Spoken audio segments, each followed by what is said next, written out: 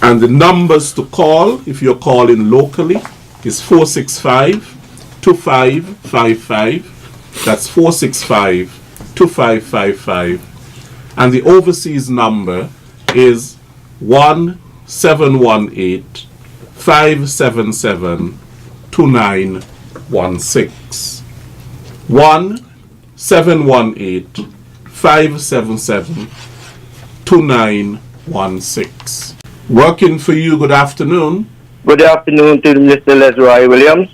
Good afternoon, sir. And good afternoon to the Honorable Dr. Timothy Harris, our Prime Minister. Good afternoon, sir. Yes, sir. Welcome. I'm glad I get into you. Now, my concern, I know that you and your government are trying hard, the unity government are trying very hard to do what you all got to do. We all elect you on the 16th of February 2015, and you all is doing some good things, to be truthful.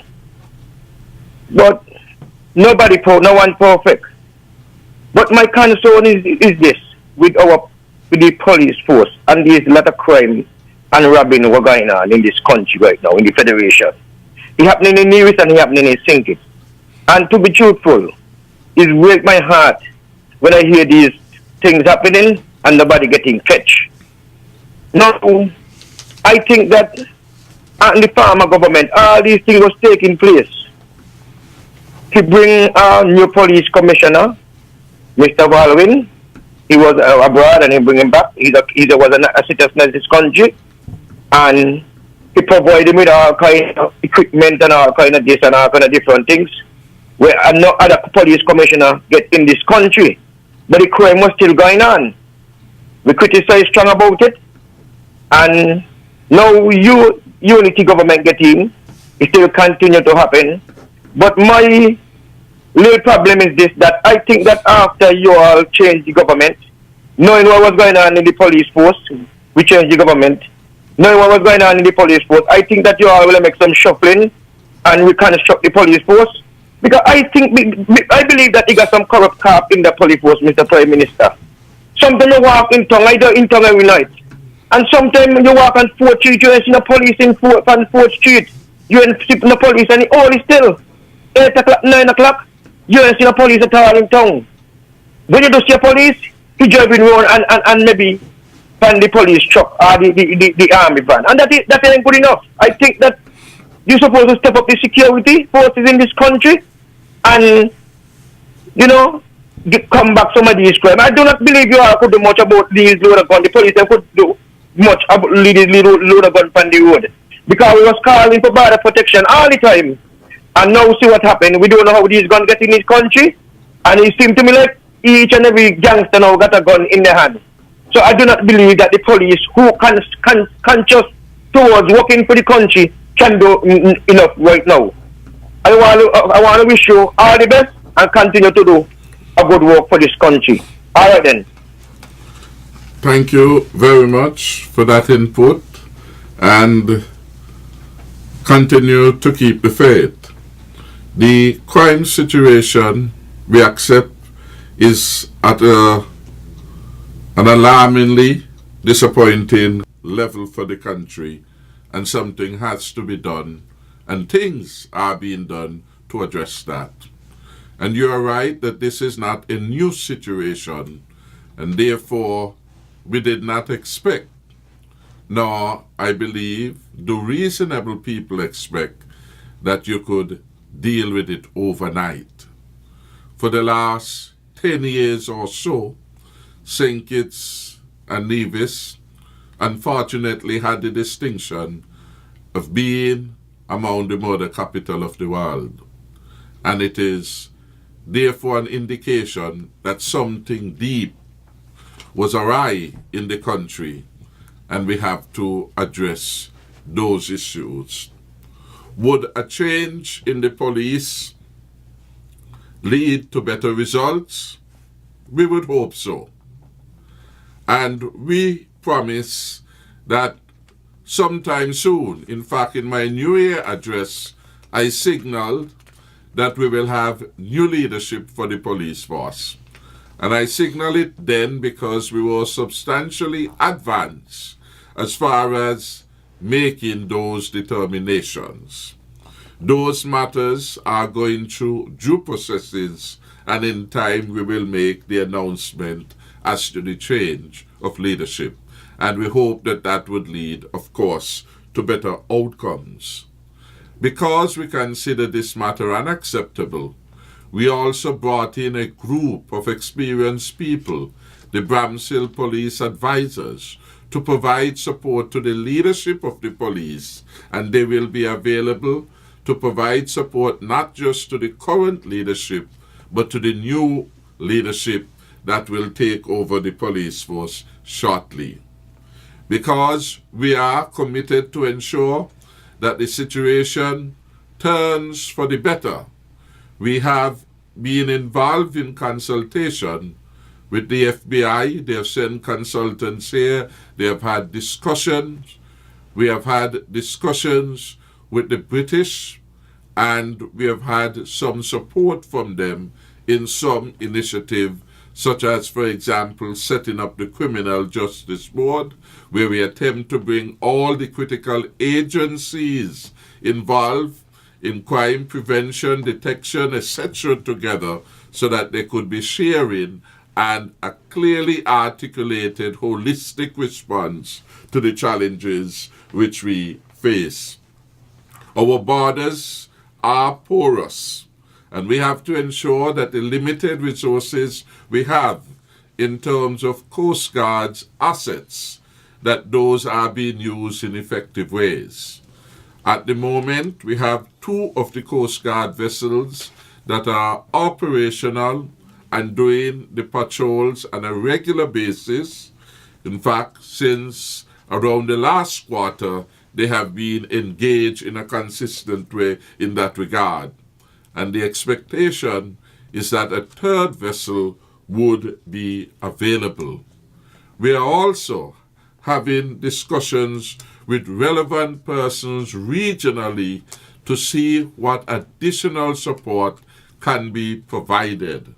And so we have not ruled out any option that may become necessary to ensure that our people are comfortable at work, at home, at play, wherever they are in St. Kitts and Nevis. And we have spared no resource in terms of ensuring that the law enforcement agencies get what they require. We had a checklist of things today. The Permanent Secretary of National Security had been given clear direction to prioritize and to respond. The Ministry of National Security, the Ministry of Finance, has been already seized that we will prioritize the need for the security and safety of the country. And we are expecting that in the days to come and the weeks to come, we are going to have some clearer evidence of the effectiveness of the security forces. I want to take the opportunity to commend the police force, the defense force, and all law enforcement agencies generally, but more specifically to commend the excellent ones. Like you, there will be some bad apples among the group, and it is the responsibility of the leadership to ensure that there are mechanisms in place so that we can weed out those law enforcement officers who are doing a disservice to the force, to the system, and to the country. And we spoke about those things today as we have spoken about them in the past. And that is why we have to give the system time, basically, to work through the attitudinal and the cultural mindsets that had kept the force operating in a certain way. Those things are going to take time, but the urgency every time we meet Today, the Attorney General sat in the meeting and was able to give specific guidance within the four corners of the law how the police would, and the Defense Force in collaboration with them, would be able to respond, while at the same time not infringing on the constitutional rights of people. And we are not adverse to bringing change to the Constitution to ensure that it more relevantly allow us to deal with the challenge we now face. So I was want to say that I appreciate the concern expressed by the caller. I believe that we have to see better performance. I believe that there is a sufficient level and a sufficient quantity of support within the police and the Defense Force to take us to this better level of peace and security in the country. And so I remain optimistic. And the truth is, if the officers there fail, we will consider other options. We would not wish for there to be failure, because failure comes at a price too terrible for the country. We have within the force some of the best trained police officers anywhere in the world. They have gone to Bramshill, they have gone to the FBI Academy, and so on and so on. We must see the result of that training and exposure being reflected in the work. And so I ask the country to give the law enforcement officers the opportunity to serve to the best of their ability. Make the appeal to every citizen and resident. If you see the crime, report it. Report it to somebody.